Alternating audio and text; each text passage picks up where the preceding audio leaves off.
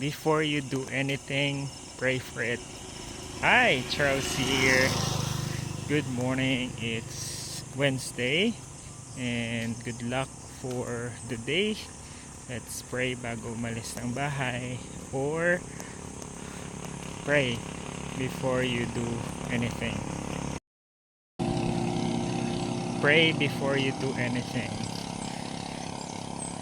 So that's our content for today, kasi naniniwala ako pag pinagpipray mo ang mga bagay-bagay, parang mas matiwasay siyang natatapos, parang maayos.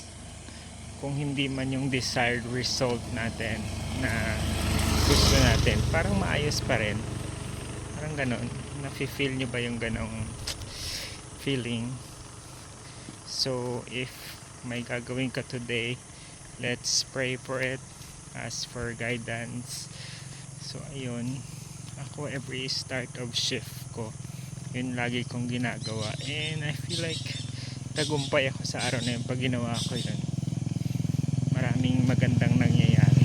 Minsan may mga challenges din, pero I'm sure for me to become better naman yun eh.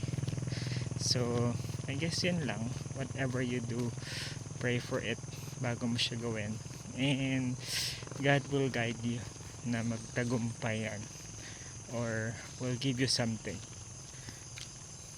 Ayun lang. Good luck. Anyong mama.